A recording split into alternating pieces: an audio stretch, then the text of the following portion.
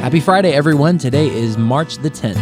I'm Ryan Hill. I'm John Galantis. You're listening to Clearview Today with Dr. Shah, the daily show that engages mind and heart for the gospel of Jesus Christ.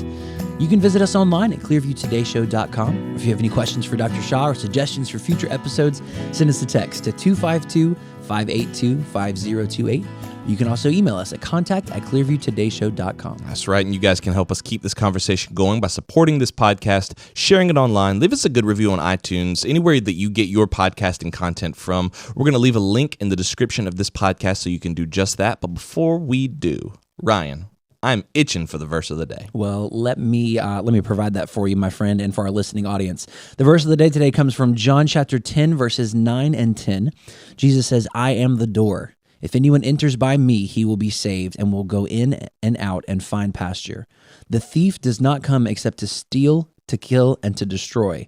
I have come that they may have life and that they may have it more abundantly." Yeah, I think understanding the context, and this is something that Dr. Shah does very well, is paint the scene of these shepherds out in the field, and they build these pens for the sheep, and that door is the only way that people are going to get in. Yep. And so we tend to think of like Jesus he's the shepherd, that's true, but he's also the door. He's the only way you're getting into that salvation. You know, if you try to get to the Father, any way other than Jesus, he likens you to the thief. You have no good intentions in you. You come to steal, to kill, and destroy, and ultimately those efforts are going to be in vain because only through the door can you have true life. That's right. It's hope and it's the path forward. Jesus provides that for us as the door of the sheep. We're going to dive more into that as we get into today's content. That's right. But before we do, I need to address something that has upset me greatly. Oh, no. This is not a funny bit.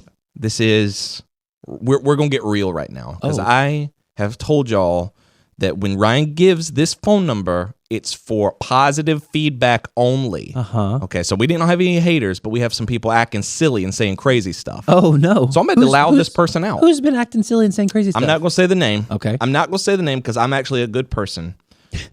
But this person's saying some crazy stuff. You remember a few weeks ago we talked about who has the best burger? I do. Locally, George's in Oxford has a great burger. They do. 100% They agree. do have a great burger. Now I'm going to stir the pot a bit. Actually, probably a lot. So now I'm on high alert. Oh, no.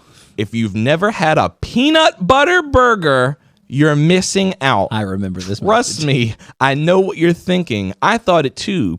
But the first I had was in Charleston, South Carolina at a hole in the wall called Sesame Burgers and Brew. Another place that makes a good one. Let's pause right there. Two places make peanut butter burgers. We need to find these places and get their license revoked because that's not normal. Another place that makes a good one is Flipside in Columbus, Ohio. Don't think there's one anywhere around here. Thank you, Lord. Don't just go putting some Jif on I said that. He didn't say that. Don't just go putting some Jif on a McDonald's double cheeseburger and tell me I'm wrong. There is a place that does peanut butter burgers around here. Who? There's a place in Raleigh called Cowfish. They make the Hunka Burnin' Love burger. Yeah, they do. You're right. You're absolutely right. It's a peanut butter burger with bacon and banana. But if you find one on a menu at a quality joint that will likely do it right, give it a try. You want me, a grown man, I'm 30 years old, I'm pushing 31 years old, and you want me to try a peanut butter burger? I should come to your house right now, and I should swat you. hold on for a second, because David is right. There is a peanut butter burger in Raleigh, and it's not a burger, but also in Charleston, because that's where this listener says that he tried the peanut butter burger. I have had a peanut butter hot dog. There's a place hold on. There's a place in Charleston called Perfectly Frank's. I think it's still in operation, but they serve hot dogs with all crazy kind of toppings. One of them was called the Elvis Presley, and it was a hot dog with peanut butter, banana, and honey. And it was better than you think. I don't think I would be like, wow, this is delicious. I want my hot dogs like this from now on, but it's better than you think. But the key is it's not just regular peanut butter that you get off the shelf. They mix it special, and there's got like an extra saltiness to it. It's a special peanut butter sauce almost. Do y'all think y'all are cute? No, y'all think y'all are like charming and cute? I'm just trying to widen your palate. But if you go and you put peanut butter on like a McDonald's cheeseburger, you're the villain. I'm a simple guy. Give me a slab of meat on a bun with cheese and mustard and chili, and that's all I need. I don't need... You want peanut butter on your burger, David? How about slather some Welch's jelly on there? You like that? Why are you attacking me? You know what's really good? Because I can't attack this listener. He's actually a very good supporter of the show. What's really good is hash browns, tomato, and fried egg on a burger. That's I guess good. I would. That's a breakfast burger. Okay, but why peanut butter? I don't like peanut butter on my burger. I was just letting you know there is a place around here that does it. I lashed out. Hey, if we ever got peanut butter burgers and ate them on the air, would you try it? For the radio, I would try it, but I would probably cause a big scene. I tell you what. To this listener, let's put our money where our mouth is. Bring us some peanut butter burger, and you can even sit on the show with us because I know who you are, and you're actually a pretty dear friend to me. But I'm very angry. I'm hurt, very hot to my core. Bring us some peanut butter burgers. Bring 3 of them. Bring 1 for Dr. Shah. Bring us 4 peanut butter burgers. I don't know where you're gonna get them. Oh, the Raleigh place. Yeah. And we'll eat them on the air. And if I like it, I will publicly apologize for this hideous tantrum that I've thrown.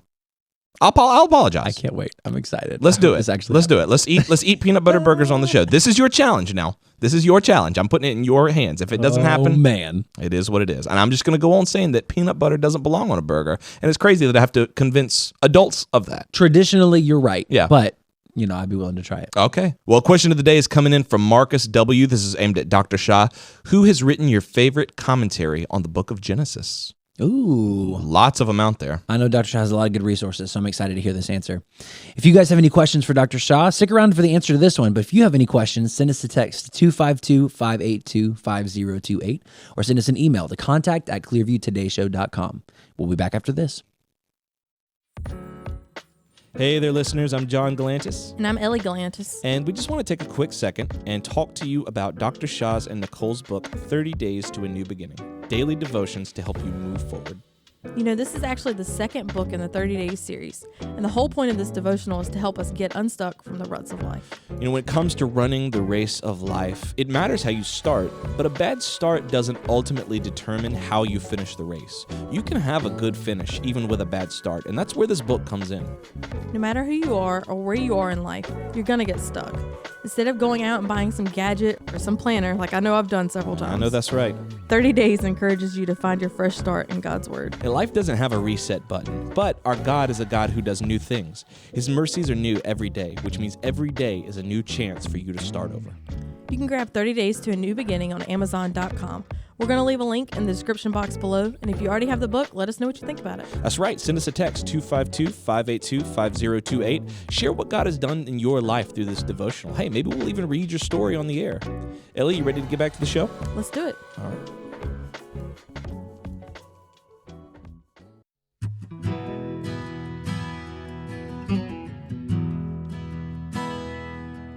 Welcome back to Clearview Today with Dr. Abadan Shah, the daily show that engages mind and heart for the gospel of Jesus Christ. You can visit us online at clearviewtodayshow.com, or if you have any questions or suggestions for future episodes, send us a text to 252-582-5028. Dr. Shah, welcome to the studio this wonderful Friday. It's finally Friday. Day. It's good to be here. Amen. Yes, sir. Amen. If you guys are joining us for the first time today, Dr. Abadan Shah is a PhD in New Testament textual criticism, professor at Carolina University, author, full-time pastor, and the host of today's show. You can follow all of his work on his website. That's abadanshah.com. That's right. And we've been talking over the past few episodes about Jesus' I am statements through the Gospel of John. He says things like, I am the bread of life, I am the light of the world, and these are significant. They're more than metaphors. They're more than just comparisons that he's making. They're significant truths about who he is that he's revealing to his listeners. And so on today's episode, we're going to dive in, explore that a little bit further, and talk about another one of Jesus' I am statements from the Gospel of John. So this one is, I am the door of the sheep. Now, just to back up quickly, for the benefit of our listeners, our viewers, John's Gospel isn't like any other gospel. That's right. I mean, I've been studying New Testament academically for the past 25 years, at least. I mean, since 1995. So what is it? That's 27 years, 28 years? 28 years. For 28 years, I've been studying it academically. You could even back up and say maybe 30 years. Wow. I've been studying the Bible because, I came to America, went to a Christian college, Toccoa Falls College. And even though my major was communications, broadcast journalism, my core classes, many of my electives were in Bible and theology. That's right. I even took Introduction to Biblical Languages in my bachelor's level. Wow.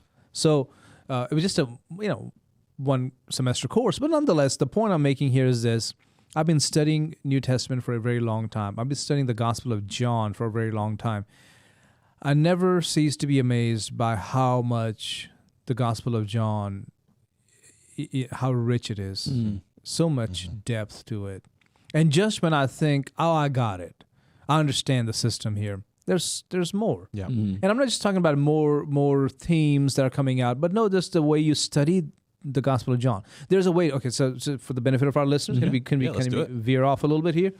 So you can look at the Gospel of John just through the lens of literary criticism, just the way the text is written out, just the way the Greek writes, and of course that could be as close as possible to the real meaning when you study it through the literary criticism.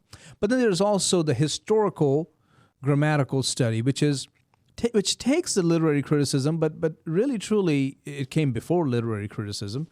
But it focuses on the history, the context, the mirror reading between the lines, and seeing how the situation at the time and the way things are written, how does it impact our interpretation? So there's a deeper level there. So there's a literary criticism, but then definitely the historical grammatical meaning, okay, which I think gets a little closer to the context than even literary criticism does.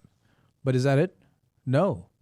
Then there's a theological interpretation, which takes canonical criticism, it takes biblical theology, it takes historical theology, it takes systematic theology, and begins to go look at the text and go, okay, I know what it's saying in the text. I can see that in the Greek. I can see that through discourse analysis, through rhetorical criticism. I can see what's happening here. But when you put the historical context in it, the meaning deepens. In fact, historical context came before literary criticism. Okay, so let's put those two aside. But then when you bring in theological, that's when you begin to see things that I will cover this weekend. For example, does the Gospel of John, does John the Apostle talk about what we call ordinances, baptism and communion? Does he talk about them? Well, if you just go by the literary criticism, it seems like not really. Of course, he mentions water, but it fits in the context of that. Of course, he mentions the bread of life, but it fits in the context right there in the literary style. Oh, wait, let's bring in historical grammatical study. How does John talk about these ordinances? Yes, he does, but how can we be sure if he's really referring to the Lord's Supper or baptism? Because those things really have not been codified yet. Jesus is just doing his ministry those 3.5 years. That's what the gospel covers. So historical, grammatical context, maybe we're pushing it, but much more than just a literary criticism. But when you bring in theological, right, canonical criticism, you bring all these things in, you go, wait, when was John's gospel written? More than likely, based on tradition, based on the best estimation, in the late 80s or mid 80s of the first century. The temple is gone. And many of those rituals and sacrifices are also gone, not just because the temple is gone, but Christians, those who came out of Judaism, right, are able to see that Christ has fulfilled it all. So they're no longer going to those traditions. The blood of bulls and goats is over. Bringing all the offerings are done. So what are their traditions? Well, we do know from church history that their traditions are baptism and the Lord's Supper. So could it be that when John is writing what he's writing in John chapter 3, when he talks about unless you are born of water and the blood, or when he talks about I'm the bread of heaven that came down from heaven, if you eat on it, you will never die. Or when it comes to the water and the blood came out when that soldier pierced Jesus' side, how did those people who heard John the first time or read John's letter in the late 80s, maybe early 90s, did they for a moment stop and think about the ordinance, baptism and the Lord's Supper? Did John intend for those elements to be mentioned on purpose? to almost confirm the believers, or to reinstate, or not reinstate, like what I'm trying to say here is like almost solidify those traditions that have now been established in the church. Well, if you agree that John's gospel has layers of meaning, then you have to give room for the theological interpretation Right. of Scripture as well. Right. You see how all of a sudden you go, wait, there's more here. There's so much more. It's like you're digging, but all of a sudden you strike gold, and then you strike gold again, and then you keep digging further, and there's even more that you can continue to pull out. Yeah. Not because you're mapping things onto it that aren't originally there, but because you're just understanding more about who John is Right. and the context into which he was writing. Right, and we need to be careful. We're not saying, like some of the early church fathers who were big into allegorical interpretation, that they would find meaning under every bush and every rock. It's like, oh, this means Jesus. But they didn't have anything to back it up. Right. But here we do have information to back up that John may have mentioned the baptism, may have the baptism and the Lord's Supper in his mind when he said those things. And it's kind of like you were saying, like our tendency, I know my tendency for sure is to, like, if I'm digging for something and I hit gold, I'm like, oh, I did it. I found That's it. And then I go catch that gold. And it takes a certain type of person to say, I'm going to keep digging because there could be more. Yeah. Because that initial excitement is like, I found it. I figured it out. Got it. Move on. But then but like you're saying with the Gospel of John, you keep digging. There's always going to be some more gold. There's always going to be more. And for one, because it's the Word of God. That's right. Now, the only way you can keep digging is if you keep seeing those, if you use the gold analogy, if you still see those lines of gold, right, the gold dust coming out, then you know there's something real happening here. That's right. But if there's nothing there, Right.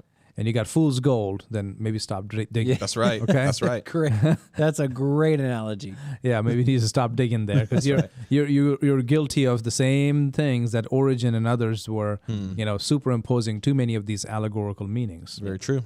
So going back to the door of the sheep, Jesus is the door of the sheep. What does that mean? Well, if you understand anything so far about these I am statements, is this: number one, it is invoking the name of God. So Jesus was claiming deity. Number two, we must see the context that was going on at the time Jesus made those statements and what was happening. Just as the feast of the Passover was the background for the bread of life statement, just as the feast of the Passover was the background for the bread of life, and the Feast of the Tabernacles, the booths, was the background for the light of the world. The Feast of Dedication was the background for I am the door of the sheep. So, Feast of Dedication, what is that? We know it today as The Hanukkah. I was not going to say Hanukkah. I'm glad you cut me off. I figured. I was like, I think he's about to find something else. Yeah, no, I'm glad you did. I got to pull him off the cliff. Thank you. Now Hanukkah celebrates the restoration of the temple and the dedication of the altar by Judas Maccabeus. To back up a little bit, Antiochus Epiphanes, who was a Seleucid king in 167 BC, for some reason, maybe it was to Hellenize the people of Israel or Judah or the Jewish people, really. Maybe it was to please some of these not Pharisaic, but Sadducean Jewish people, the chief priests, who were actually very much for Hellenization. Isn't that weird to think about? That they wanted to be more Greek. That's strange to think about. Yeah, because they were like the temple. They were like all in the temple. Right. But nobody likes too much radical, fanatical beliefs. Yeah, that's true. So it's like, if you do that, maybe it'll mitigate some of their passion about God and holiness and Messiah. So let's. I guess that makes sense. There really is nothing new under the sun. Yeah, nothing new under the sun. So maybe for that reason, Antiochus Epiphanes came into the temple and he desecrated the temple by what did he do? He not only set up a statue, an idol of Baal Shemem, which is the Olympian Zeus, but he also sacrificed a pig on the altar. Right now, you don't do that. You don't do that. Yeah. Looking at Old Testament law, that was an unclean animal.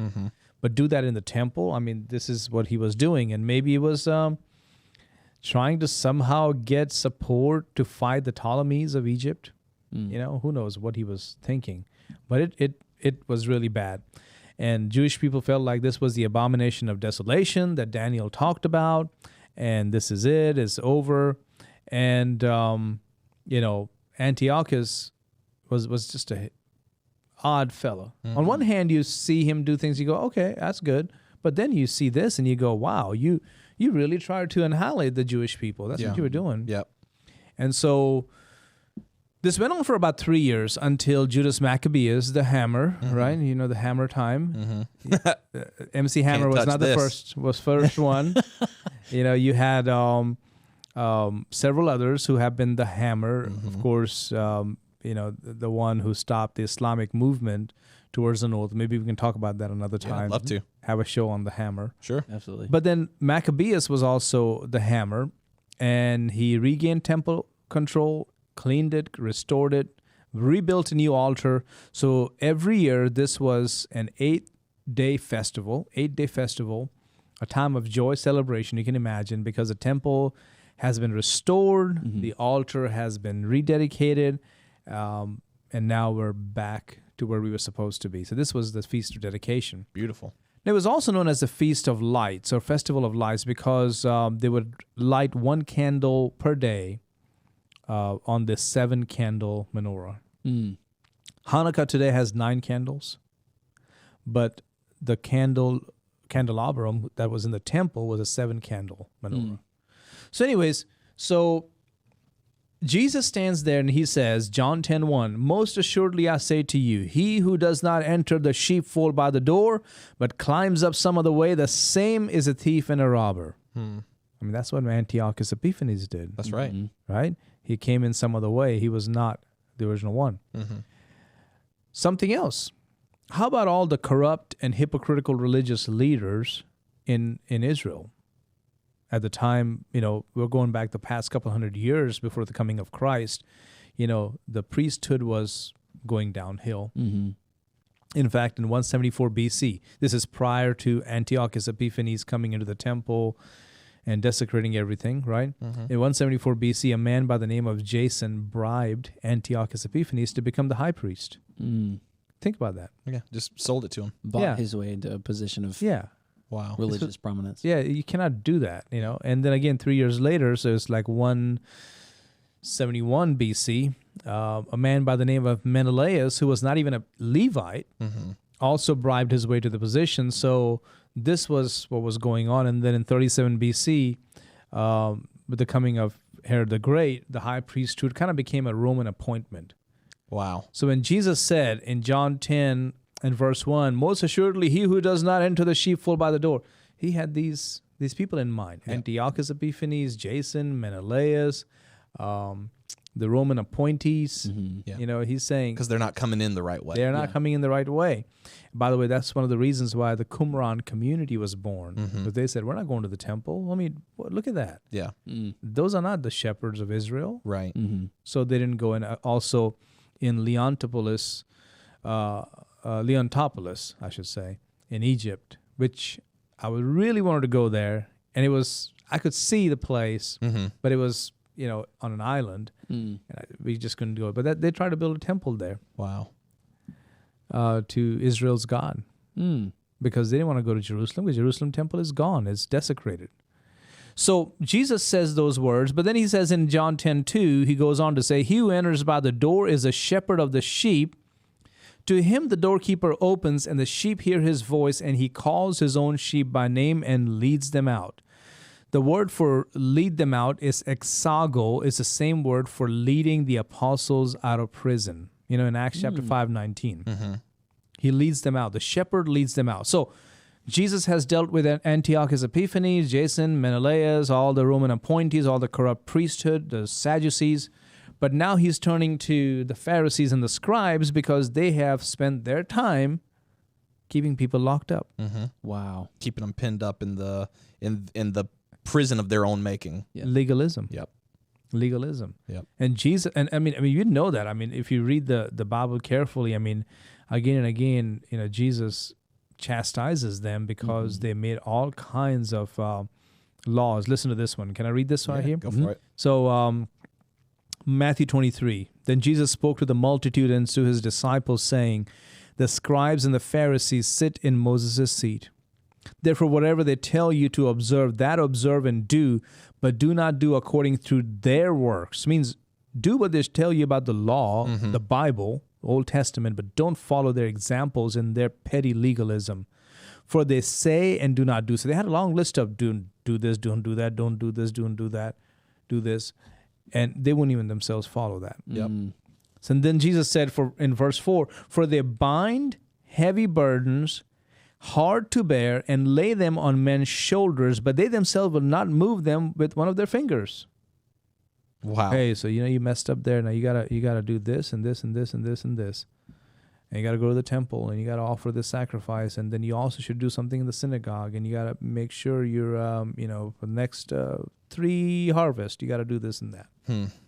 But what about you? When you sin, do you do the same thing? Well, I mean, my heart is unto the Lord. And he knows my heart. Nothing new under the sun at all. So you want me to do it, but you're not going to do it. Yeah. Right. Yeah. But don't even ask that question. Why would you even ask that question? How sad for you. Okay, well, I'm sorry. I'll do it. I'll do it. So they were binding people, and Jesus came. What did he say in John 8:31? Then Jesus said to those Jews who believed him, if you abide in my word, you are my disciples indeed, and you shall know the truth. The truth will make you Set free. That's why he said that. Wow. Because people weren't Were- free. They were not free. imprisoned. They were being burdened. Yeah. They were being burdened by legalism and rules and tradition. Yeah. So forget about Antiochus Epiphanes, forget about Jason Menelaus and all those corrupt priesthood and Roman appointees. They're Pharisees and the scribes who otherwise were known as, holy people who were leading the people of God. They themselves, Jesus is saying, I have come to set you free. These people are tying you up. They're locking you up.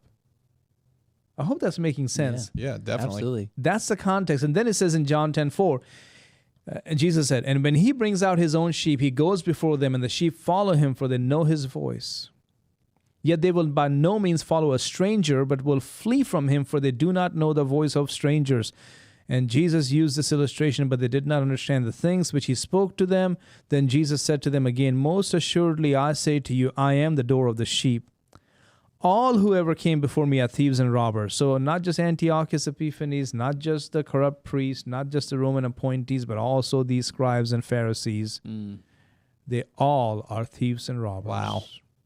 But the sheep did not hear them.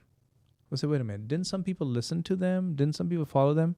Yes. But the sheep that Jesus is referring to are the common people. They didn't follow him, but they're following Jesus.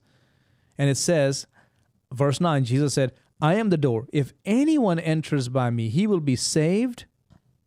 So not only is he saved, but what's the next line? We'll go in and out and find pasture. Yeah. Means no gate locking behind you. Yeah. Yeah. He will protect you. He will lay down his life. He'll be the shepherd who lies down on that little pallet and guard the gate, but he's not going to sit here and tie you up and say, hey, sheep, get back here. Go do all those rituals I told you to do. That's why we say the blood of Christ gives us freedom. That's right. Yeah, I love that. And that's the picture or the misconception that people have a lot of times about Christianity is that it's just a list of do's and don'ts, or it's just, you are bound. You can't do all these things because you have all these expectations on you. When what Jesus is saying here is that he is the door to freedom. You are already imprisoned. You are already bound. You are already not free. Yep. He is the way to become free. Yeah, you're being set free from those things, Right. from those things that you're so desperate to do, those sins that you're so desperate to get into. Jesus is setting you free from that. Right. About a standard of holiness is not a restriction on fun or freedom as you would think of it. That standard of holiness is to protect you. Yeah. Right. And one thing we need to realize is all this is a fulfillment of Ezekiel 34. That's what's happening here. So Jesus is saying, look, I've done it. This is why I'm here, to fulfill the promises of God. I love it. So beautiful. If you guys enjoyed today's episode or you have questions or suggestions for future episodes, send us a text to 252-582-5028, or you can email us at contact@clearviewtodayshow.com. And you can support us financially on that same website. There's a button there to donate. Every gift that you give goes to building up this radio show and makes you a partner with us, makes you a teammate. We count you as one of our teammates, one of our partners in reaching as many people as possible with the hope of this door of the sheep, Jesus Christ. That's right. We had a question come in yesterday from Marcus W. Dr. Shah, who is your favorite biblical commentary on the book of Genesis? Book of Genesis. Okay. I have several, so let me just say it this way. Sure. If I want to really get into the text and focus on the text, there are several good ones out there. But one that always helps me out is the one by Victor P. Hamilton. It's a 2-volume commentary on Genesis. He's done a great job. There's also Gordon Wenham's commentary. There's also Kenneth Matthews' commentary. But Victor Hamilton always does a great job, and I turn to it time and again. But then there's also Jonathan Sarfati's commentaries from creation.com, Creation Institute. And his commentary on Genesis, but it only goes up to, I think, Genesis chapter 1 through chapter 12, or maybe 15, I think it is. He does an amazing job in going deep and answering those questions that arise because of evolution and all the secular worldviews that we're facing today. Wow. That's awesome. But I have like 20 commentaries that I look at when it comes to Genesis. Wow. Man, that's awesome. We love you guys. We'll see you next time on Clearview Today.